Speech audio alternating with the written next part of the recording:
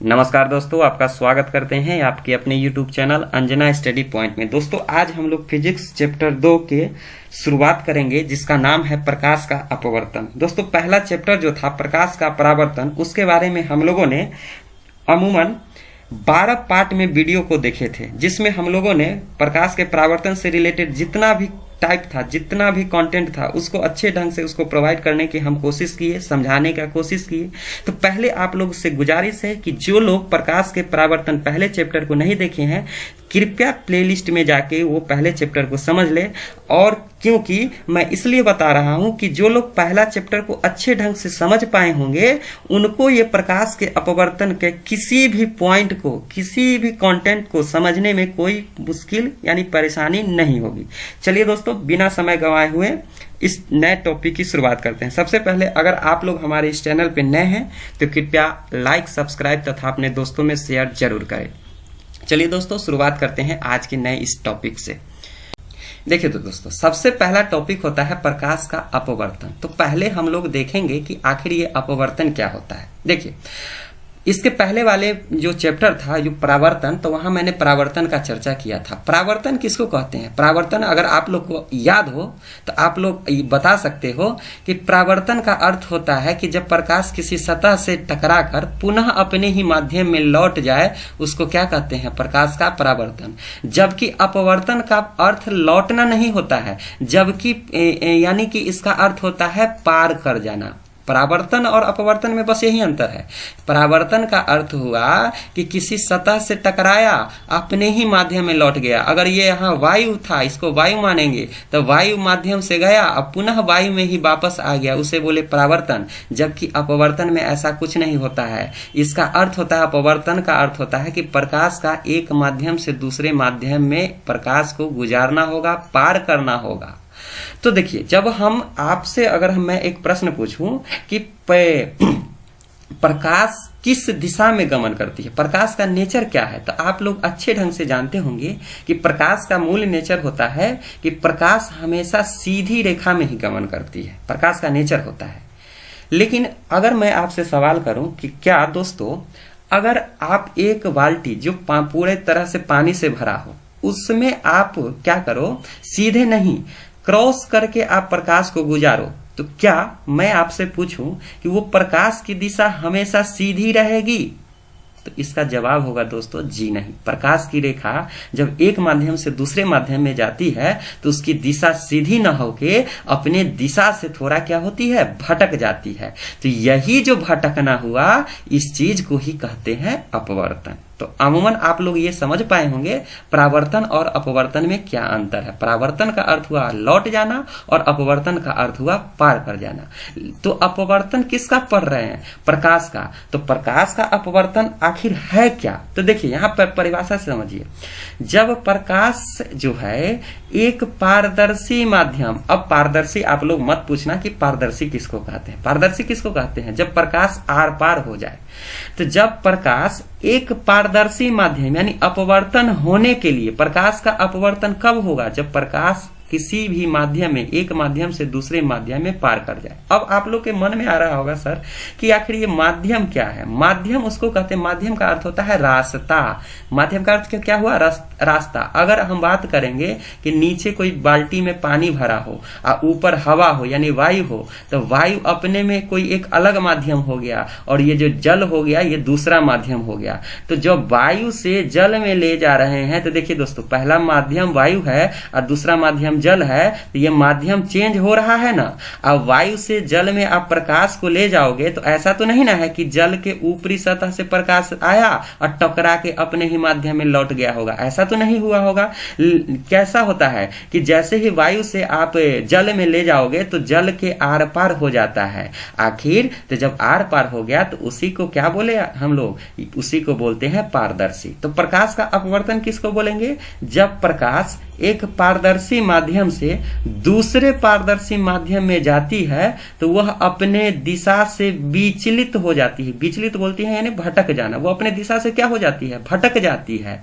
यानी जब प्रकाश एक माध्यम से दूसरे माध्यम में गया और माध्यम कैसा होना चाहिए? पारदर्शी, तो अपने दिशा से विचलित हो गया। इसी घटना को हम प्रकाश का अपवर्तन कहते हैं। 3 फिगर आपके सामने दिख रहा होगा। जैसे देखो, मान के चलो ये बाल्टी है, बाल्टी में आप तीनों में क्या है? पानी भरा हुआ। अगर पानी भरा हुआ तो आपके सामने मैं क्वेश्चन पूछूं कि देखिए, ये जो अभी मत आप लोग पूछना दोस्तों कि सर ये प्रकाश का अपवर्तन इसमें नहीं हुआ, इसमें अपवर्तन क्यों हुआ, ये पेंसिल टेढ़ा क्यों दिखाई देता है। ये जितना उदाहरण आपको दिख रहा है दोस्तों, सबके बारे में अलग अलग से हम लोग को चर्चा करना है। ये प्रकाश के अपवर्तन का अर्थ बस अभी इतना समझो कि एक माध्यम से दूसरे माध्यम में, माध्यम कैसा होना चाहिए? पारदर्शी, जाती है तो अपने दिशा से क्या होती है? भटक जाती है, जिसे ही कहते हैं अपवर्तन। इसका उदाहरण दैनिक जीवन में आप लोग बहुत देखे होंगे। जैसे देखे होगे कि किसी भी, जैसे कि मान के चलो ये बाल्टी है, बाल्टी में पानी है, आप किसी भी छड़ को बाल्टी में डालो ना तो आपको ऐसा प्रतीत होगा, फील होगा कि छड़ क्या है? कुछ टेढ़ा है। क्या हकीकत में ऐसा होता है क्या? छड़ हो, पेंसिल हो, टेढ़ा होता है क्या? नहीं होता है। लेकिन हम लोग को क्या होता है? आभास होता है, प्रतीत होता है कि ये कैसा होगा? टेढ़ा होगा। ये चीज जो आपको भ्रमित कर रहा है कि ये टेढ़ा है, ये किसका उदाहरण है? सबका सब अपवर्तन का उदाहरण है। जैसा कि यहाँ पे 2 क्वेश्चन में, 2 फिगर में आप देख पा रहे होंगे कि ये जो पानी से भरा अगर बाल्टी है, अगर तिरछा, ये देखिए तिरछा, आप किसी टॉर्च के सहायता अगर आप प्रकाश को यहां से यहां गुजार रहे हो, जब प्रकाश को यहां से यहां गुजार रहे हो तो आप क्या देख पा रहे हो? इसको देखिए, हम लोग जानते हैं कि प्रकाश हमेशा सीधी रेखा में गमन करती है। अगर इस दिशा से आ रही है तो इसको सामने इस दिशा में जाना चाहिए था, लेकिन हकीकत में ऐसा नहीं हुआ। यहां आने के बाद प्रकाश थोड़ा इस दिशा में भटक गया। भटका ना, इसी भटकने वाली चीज को हम कहते हैं प्रकाश का अपवर्तन। ये किसके कारण हुआ? अपवर्तन के कारण। लेकिन वही अगर हम बात करते हैं, अगर 90 डिग्री पर लंबवत डालते हैं तो वहां प्रकाश का अपवर्तन नहीं होता है। इसके बारे में हम लोग आगे देखेंगे। लेकिन ये अपने दिशा से भटका ना, इसी भटकने वाली चीज को कहते हैं प्रकाश का अपवर्तन। तो उम्मीद करते हैं दोस्तों आप लोग प्रकाश का अपवर्तन समझ पाए होंगे। अब आगे समझते हैं प्रकाश की चाल। अगर आपके मन में ये सवाल नहीं आया दोस्तों कि आखिर ये ऐसा क्यों हुआ, आना चाहिए सवाल कि आखिर ये पेंसिल टेढ़ा दिख रहा है। आप देखते होंगे कि किसी सिक्के को अगर आप पानी में रखोगे तो सिक्का अपने तल से थोड़ा उठा हुआ प्रतीत होगा। आखिर ऐसा क्यों हो रहा है? हकीकत में नहीं होता है, लेकिन आपको ऐसा प्रतीत क्यों होता है? तो इसके पीछे जब वैज्ञानिकों ने रिसर्च किया तो पाया कि देखो, अगर ऊपर वायु था, ऊपर क्या था? वायु था, नीचे जल था, और भी कोई माध्यम हो सकता है। तो प्रकाश का जो अलग अलग माध्यम में जब प्रवेश करता है ना, तो उसका जो मुड़ने का क्षमता है, मुड़ने का जो मात्रा है वो अलग अलग होता है।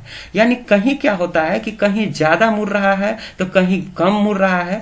आखिर ऐसा क्या कारण है कि जब प्रकाश एक माध्यम से दूसरे माध्यम में जाता है तो वो अपने दिशा से भटक जाता है? तो वैज्ञानिकों के शोध के आधार पे ये पता चला कि प्रकाश के माध्यम, माने प्रकाश का जो चाल होता है अलग अलग माध्यम में, प्रकाश का जो चाल होता है अलग अलग माध्यम में, यानी कि उसके मुड़ने की क्षमता अलग अलग होती है। और वही जो मुड़ने की क्षमता है ये किस बात पर निर्भर करता है? प्रकाश के चाल के कारण। जैसा कि आप लोग को पता होगा कि प्रकाश की चाल यानी जो चीज आप लोग यहाँ दिखा, आप लोग को प्रतीत हुआ, ज्यादा मुड़ रहा है, कम मुड़ रहा है, टेढ़ा प्रतीत हो रहा है, सबके पीछे रीजन क्या है?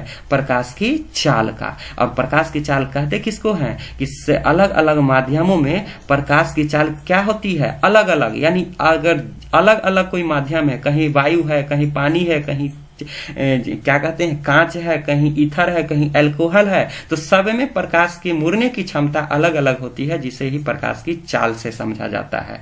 2-4 उदाहरण आप देख पाओ। क्वेश्चन आएगा कि आखिर किसी न किसी चीज में कोई माध्यम होना चाहिए ना कि जिसमें प्रकाश की चाल कितना हो। तो वैज्ञानिकों के शोध के आधार पर ऐसा निष्कर्ष निकाला गया कि प्रकाश की चाल सर्वाधिक निर्वात में होती है। इससे अधिक कहीं भी प्रकाश एग्जिस्ट करता ही नहीं है। प्रकाश की चाल सबसे अधिकतम कहाँ होती है दोस्तों? तो कहेंगे प्रकाश की चाल अधिकतम होती है निर्वात में। और निर्वात किसको कहते हैं? निर्वात उसको कहते हैं जहां हवा भी नहीं हो, बिल्कुल वैक्यूम खाली हो, उसे क्या कहते हैं? निर्वात। उसी का दूसरा नाम है शून्य। तो निर्वात में प्रकाश की चाल कितना होता है? तो 3 लाख किलोमीटर प्रति सेकेंड होता है। यानी 1 सेकेंड में प्रकाश कितना किलोमीटर दूरी तय करती है? तो 3 लाख किलोमीटर। इससे अधिक किसी भी माध्यम में प्रकाश की चाल नहीं होती है। अगर हम दूसरा उदाहरण आए तो वायु में प्रकाश की चाल 3 लाख किलोमीटर प्रति सेकेंड के लगभग में बराबर। अमूमन आप लोग क्या समझ पाए? जहां वायु भी नहीं हो उसको बोलते हैं निर्वात, और जहां वायु हो तो इसके अपेक्षा, निर्वात की अपेक्षा वायु में प्रकाश की चाल थोड़ा कम होता है, लेकिन इसको मान लिया जाता है कि इसमें भी चाल कितना है? 3 लाख किलोमीटर प्रति सेकेंड। वही वायु की तुलना में अगर पानी से तुलना करेंगे कि पानी में प्रकाश किस स्पीड से ट्रेवल करता है, तो आपका है 2,25,000 किलोमीटर प्रति सेकेंड। यानी 1 सेकेंड में 2,25,000 किलोमीटर। वही अगर कांच की बात करेंगे तो कांच में प्रकाश की चाल होता है 2 लाख किलोमीटर प्रति सेकेंड। यानी 1 सेकेंड में 2 लाख किलोमीटर जाता है। अब यहां आप ध्यान दो, यहां पे एक निर्वात है, एक वायु है। आप निर्वात और वायु को एक ही माना गया है, क्योंकि निर्वात और प्रकाश की और वायु में प्रकाश की चाल लगभग 3 लाख किलोमीटर पर सेकेंड होता है। आप वायु को देखो, वायु के बाद आप पानी को देखो, और पानी के बाद आप कांच को देखो। तीनों में आप तुलना करो, वायु में प्रकाश की चाल सबसे अधिक है, उससे थोड़ा कम पानी में है, और पानी की तुलना में कांच में कम है। आप क्या समझ पा रहे हो? जैसे जैसे माध्यम, ये तीनों अलग अलग माध्यम है, वायु अपने में अलग माध्यम है, उसको विरल माध्यम कहते हैं। लेकिन जब आप तीनों में देख पा रहे होंगे तो तीनों में चाल बदल रहा है। अब आप ध्यान से देखो, ऐसा सबसे अधिक प्रकाश की चाल कहाँ है? तो कहेंगे सबसे अधिक है वायु में, और सबसे कम कहाँ है?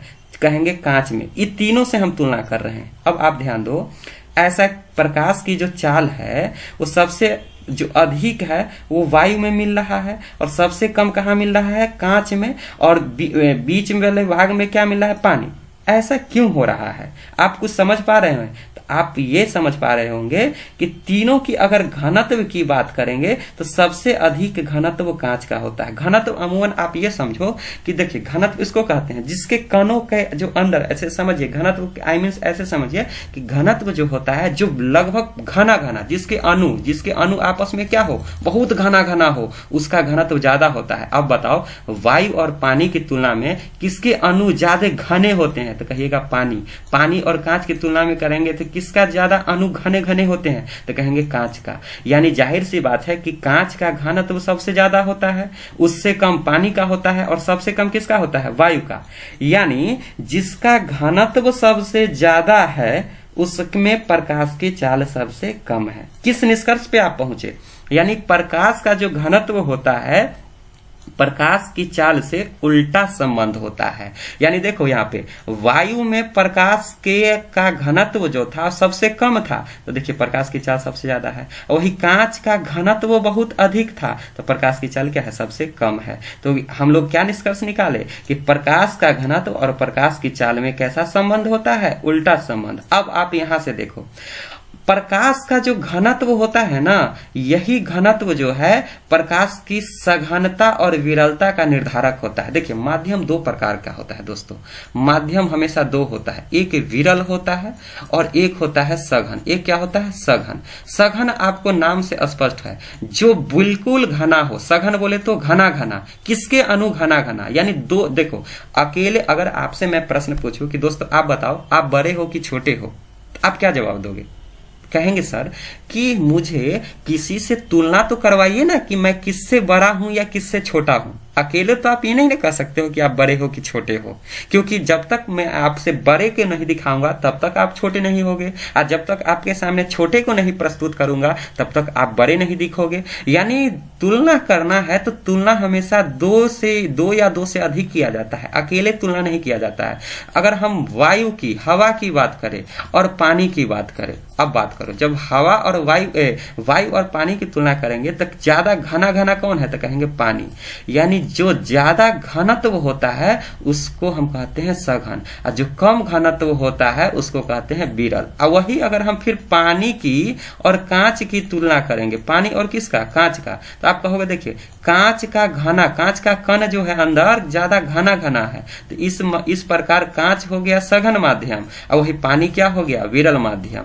यानी देखो दोस्तों, एक जगह पानी सघन हो गया, क्यों, क्योंकि इसके सामने दर्शाने के लिए वायु क्या था, विरल माध्यम, और यहाँ पे पानी विरल माध्यम हो गया, क्यों, क्योंकि यहाँ कांच क्या है, सघन माध्यम। यानी सघनता किस बात पे निर्भर कर रहा है कि किसका घनत्व ज्यादा है। अब इस तमाम जितने भी पहलू को यहाँ पे देखे तो उससे निष्कर्ष आपको क्या निकला, आपका निष्कर्ष यही निकला कि वायु की अपेक्षा पानी, अगर हम पानी और वायु की तुलना करेंगे तो देखो कौन ज्यादा घना है, तो कहेंगे पानी ज्यादा घना है, अर्थात पानी कैसा माध्यम है, सघन माध्यम।